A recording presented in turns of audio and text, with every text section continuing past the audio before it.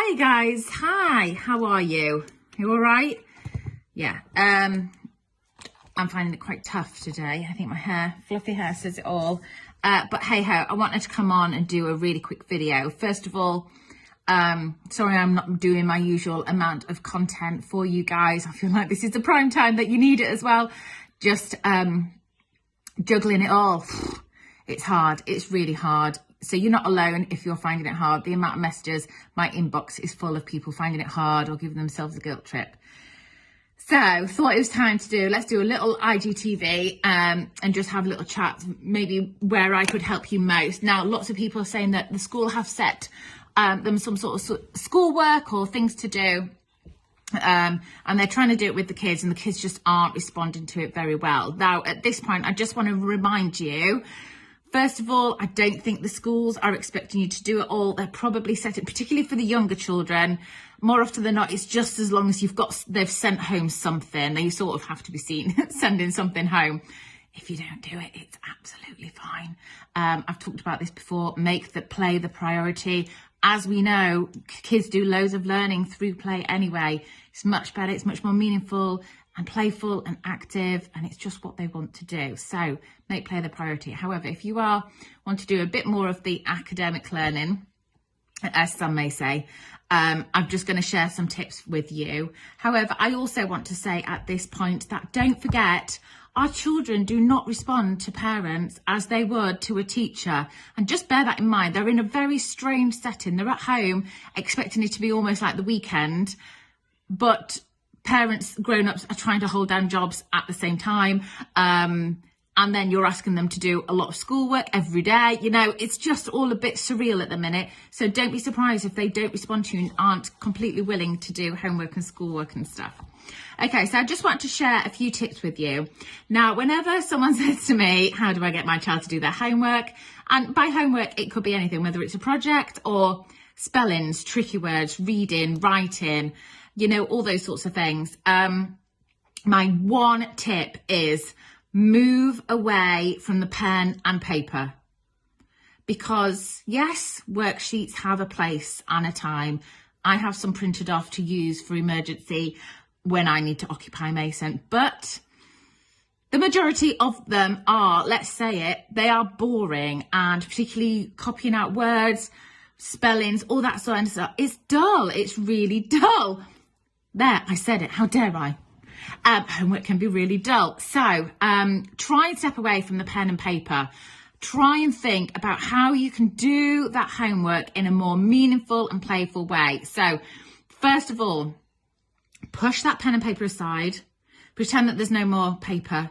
What else could you use? If you had no more paper in the house, what else could you use? How else could you complete that homework? And have a little think.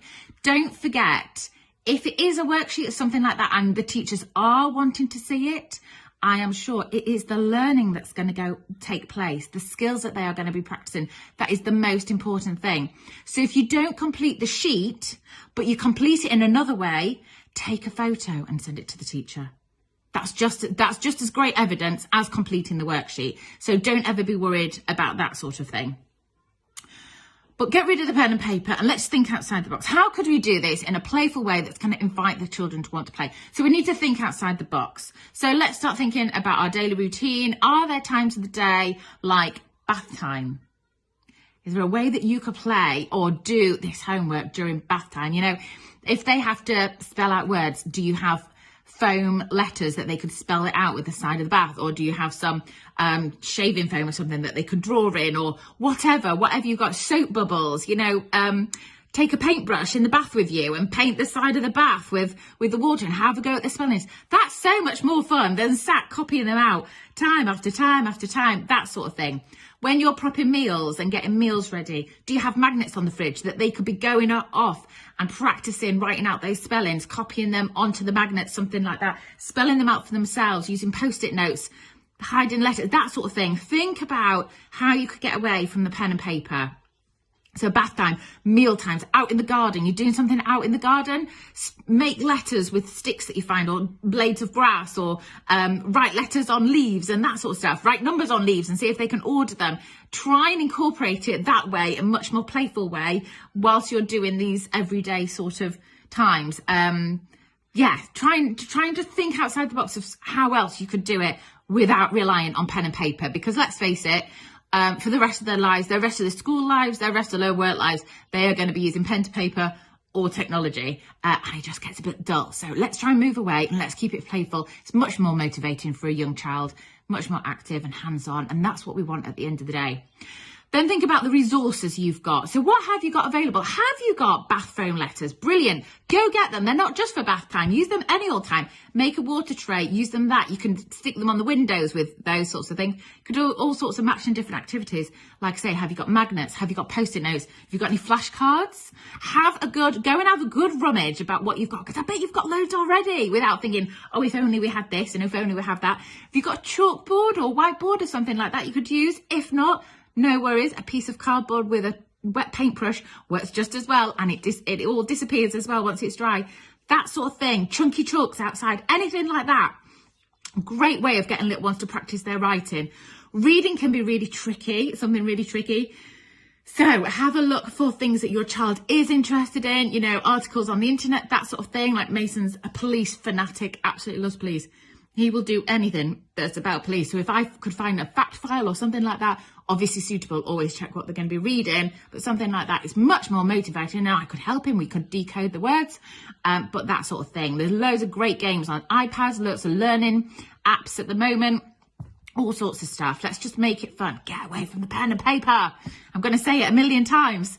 Okay, and then finally, make it playful and make it active. Something where they're moving, where they're thinking, where they're solving problems. I shared a little activity this morning where I was doing some strings of numbers. So let's go 5, 6, 7, 8. Well, no, I didn't. I did 5, 6, gap, 8.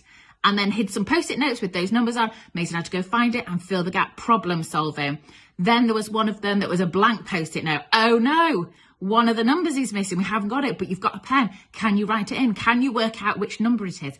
All that sort of stuff. Get them moving around the room. Hide stuff for them to go and find. Treasure hunts, anything like that is just brilliant. Getting them to go and do things, hide and seek, going for scavenger hunts, anything like that that's going to get them moving, get them active and get them thinking, get those brains active as well.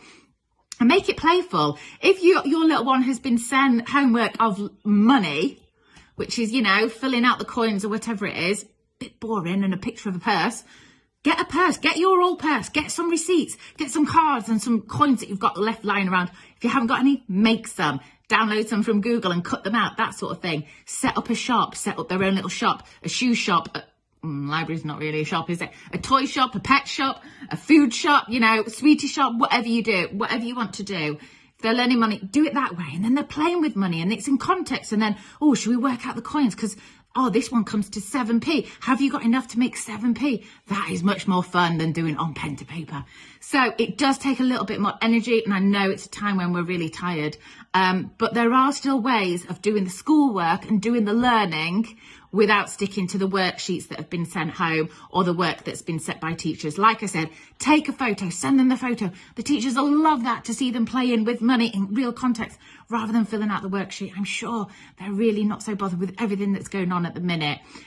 Just a great way of making your learning meaningful and playful and enjoyable for the kids as well. Because don't forget, it's very strange what's going on for them at the minute, as well as us. They're picking up our stress and anxieties and things. So what do kids do best? They play. They are amazing at play. So let's feed their imagination, their creativity, and just sneak in a bit of learning and schoolwork at the same time without them even knowing. All right, I hope that helps everybody. The very best of luck. I'm sending out all my love to you all. And as always, happy playing. Bye, guys.